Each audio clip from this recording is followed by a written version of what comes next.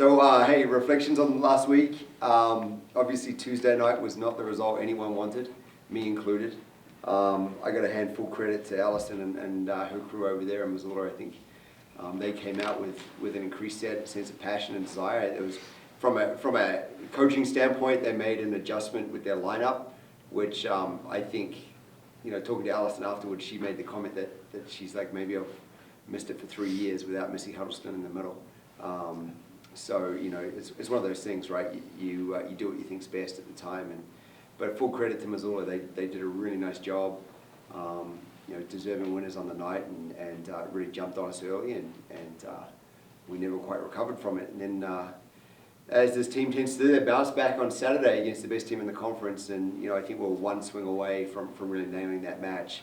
So a little frustrating on Saturday not to come away with the win, but just thrilled with the effort and the turnaround and the focus of the team on Saturday. And we're excited to attack this last month of conference. I think we're sitting in 5th or 6th right now overall. If you look at the statistical breakdown of the conference in each different category, we're sitting somewhere between 3rd and 6th in every category. So 6th is probably about where we're at right now in terms of overall. We honestly feel like we can roll out against any team in the conference and take it to them and come away with a win. So really what our focus is for the month of November is to do it right, have fun, be intense, play with that increased sense of intensity every day, not just when we put it together, but every day go into the gym with that intensity, and then fight for a good seed in conference tournament out at Sac State and Thanksgiving at the end of the month. 4 games in 8 days. Finally got some time off this weekend. Was it nice to be able to relax a little bit? Yeah, it was great. We didn't want to see them on Friday, so the team had Friday off. And then Saturday we had a team dinner on Saturday evening, which was great. Kind of reestablished the focus for the month, reestablished the standards of things we want to achieve this month, and it was just a great evening. So everyone's chomping at the bit to come into the gym today. I've already seen about at least half the team. They've all swung by the office just chomping at the bit. So the mentality is there, the attitude is there, and everything's lined up. So we're ready to hit the road. What stood out to you most about your team's response following the loss of the Grizz on Tuesday? Yeah, I think everyone, it's one of those things where if I'm speaking from a personal standpoint, I think I got about 2 hours of sleep after that Grizz match, and it's one of those things where you rerun it in your mind, and more so than any other match because of the emotion that's involved with the rivalry. And the recognition from the team, hey, it's one match. It can't be the match that derails the rest of our season, though. Or it's not going to make your season either. It's neither going to make nor break it. And just really happy with no one wallowed in their sorrows for too long. I think everyone was pretty tired on Wednesday. We had a solid practice on Wednesday, and then to go out and do what we did on Thursday night against UNC was really pleasing because, again, the team is...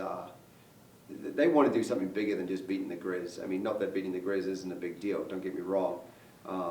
We know in the state of Montana, if you beat the Grizz, it kind of makes you a year,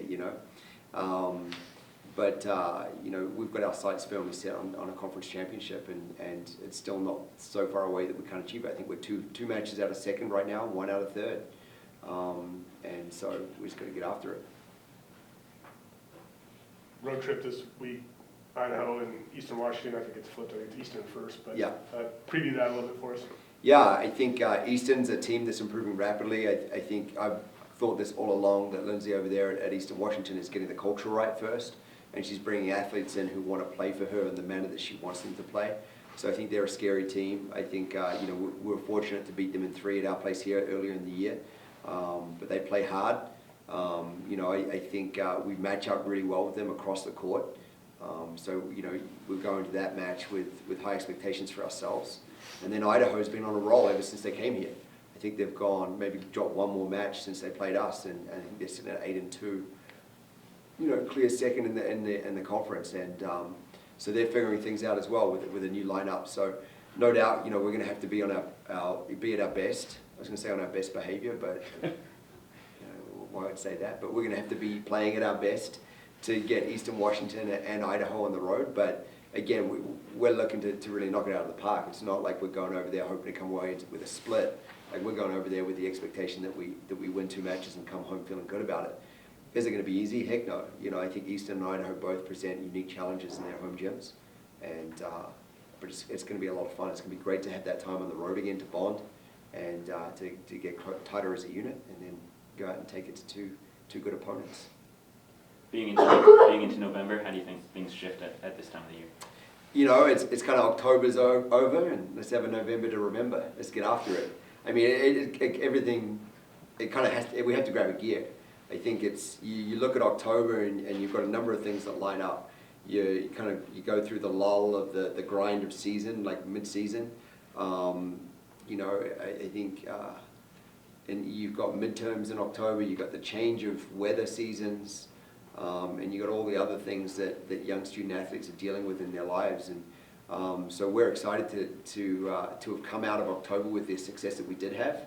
And we're really ready to knuckle down and see this last month through with everything we got.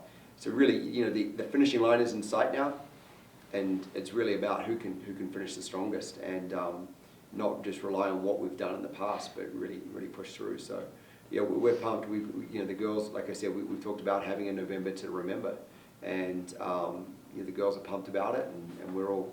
Cole and I got in the offices this morning already. We've already planned today's practice, and we're ready to get after it. So.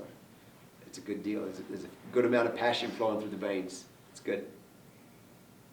Who was Lloyd Christmas and who was Harry Dunn on Thursday? That's a good question. I think I was Lloyd. No, I think I was Lloyd Christmas. I was in the blue, I think. No, I was in orange. You were Lloyd. I was Lloyd Christmas. There you go.